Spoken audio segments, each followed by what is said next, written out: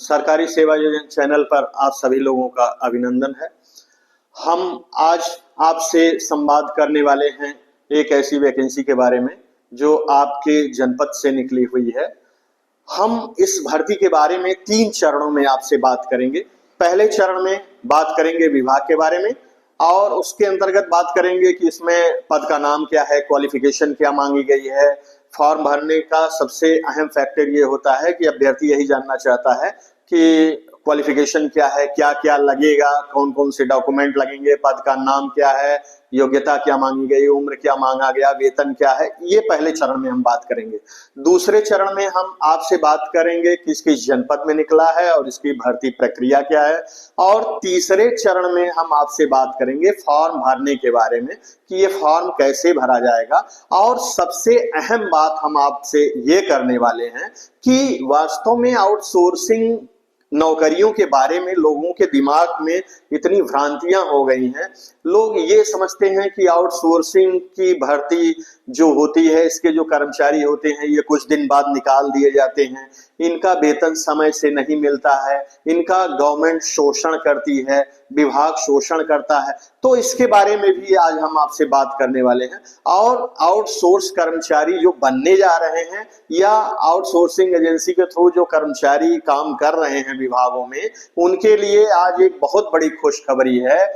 श्रम एवं सेवायोजन मंत्री उत्तर प्रदेश सरकार माननीय अनिल राजभर जी, जो श्रम एवं सेवायोजन मंत्री हैं उत्तर प्रदेश की गवर्नमेंट में, उन्होंने एक स्टेटमेंट जारी किया है। पत्रकार सम्मेलन में पत्रकारों द्वारा पूछे गए सवालों का वो जवाब दे रहे थे। उस जवाब की क्लिपिंग भी हम आपको वीडियो के अंत में दिखाएंगे कि उनसे सवाल पूछा गया कि आप आउटसोर्स कर्मचारियों के बारे में क्या करने जा रहे हैं, उनका शोषण आप कैसे रोकेंगे।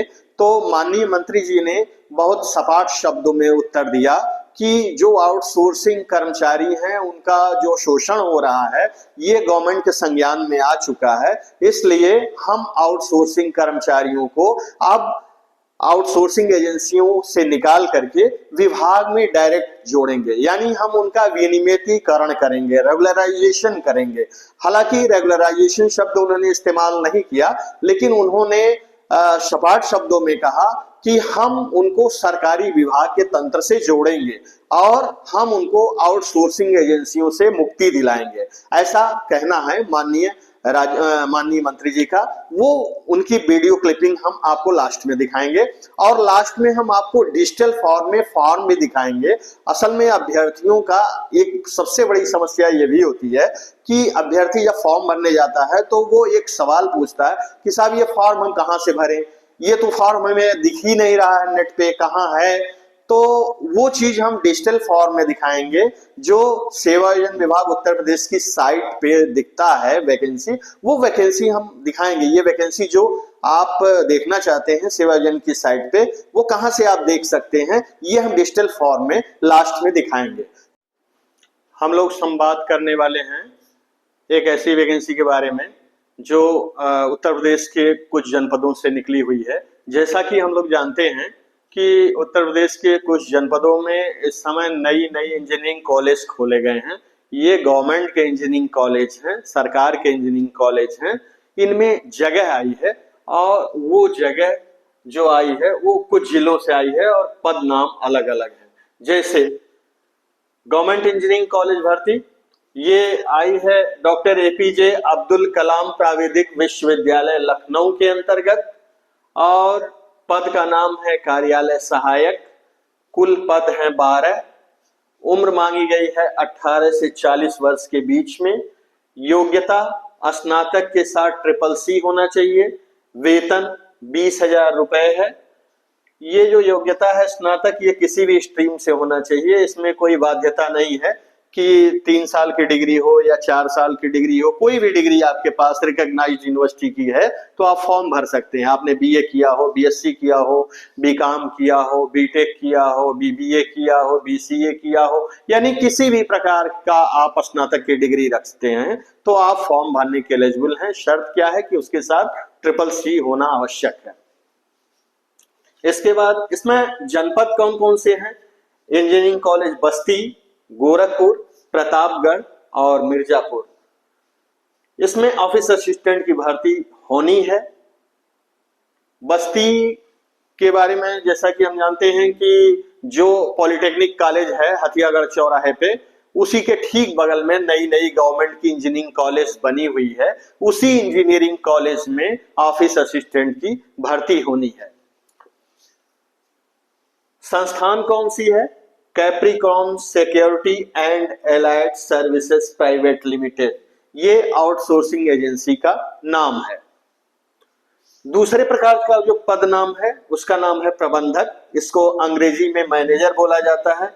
योग्यता बीटेक मांगी गई है या एमबीए, यानी आपने किसी भी ट्रेड से बीटेक किया हो या एमबीए किया हो, इसमें बाध्यता नहीं है। आपने किसी भी ट्रेड से बीटेक किया हो, आपने इलेक्ट्रिकल से किया हो, इलेक्ट्रॉनिक्स से किया हो, कंप्यूटर साइंस से किया हो, एग्रीकल्चर से किया हो, किसी भी ट्रेड से आपने बीटेक किया है तो आप फॉर्म भर सकते हैं। या किसी भी स्ट्रीम से आपने एमबीए किया है तो आप फॉर्म भर सकते हैं। दोनों में से कोई एक होना चाहिए। उम्र मांगी गई है 21 से 40 वर्ष के बीच में। वेतन बहुत शानदार है, इसमें 50,000 रुपया वेतन है महीने का, बहुत ही सम्मानजनक वेतन है ये। कुल पद है 5। जनपद कौन कौन से हैं? कानपुर नगर, झांसी, आजमगढ़, लखनऊ, अंबेडकर नगर।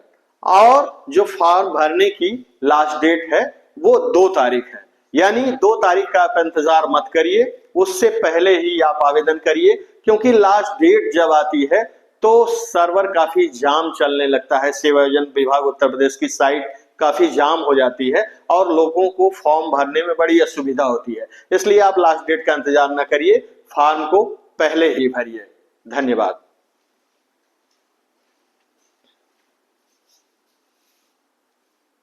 अच्छा, आउटसोर्सिंग की जो नौकरियों में आप सुधार करने जा रहे हैं, ये क्या योजना है, क्या इसमें सुधार करने? देखिए, कई उत्तर प्रदेश की सरकार ने कई ऐसे उदाहरण प्रस्तुत किया है देश के अंदर, जिसका अनुसरण आज देश में ही नहीं बल्कि दुनिया में हो रहा है। उसी तर्ज पर उत्तर प्रदेश की सरकार, भाजपा की सरकार, योगी जी की सरकार, हम बहुत जल्द हमारे जो आउटसोर्स के क्षेत्र में जो एक अनियमितता की शिकायत, बहुत दिन से कर्मचारियों की शोषण की शिकायत और भी बड़ी बड़ी चीज़ें हैं जिसको लेकर बार बार समय समय पर सवाल खड़े किए जा रहे थे, इसको बड़ा ही गंभीरता से उत्तर प्रदेश की सरकार ने लिया है। और हम बहुत जल्द कंपनियों की जाल से अपने कर्मचारियों को हम मुक्त करने जा रहे हैं और सरकारी सिस्टम और व्यवस्था के साथ आउटसोर्स के भी कर्मचारियों को हम जोड़ने जा रहे हैं। और भी कई सुधार करने पर माननीय मुख्यमंत्री जी के आदेशानुसार विभाग विचार अभी कर रहा है, वो समय के साथ आप सब लोगों के सामने मैं उसको ले आऊँगा। उसमें आरक्षण की व्यवस्था की आप बात कर रहे हैं क्या? अभी उस पर हम अध्ययन कर रहे हैं, वो अभी कैबिनेट में जब चीज़ें चली जाएंगी तो मैं पूरे प्रदेश के सामने रखूँगा।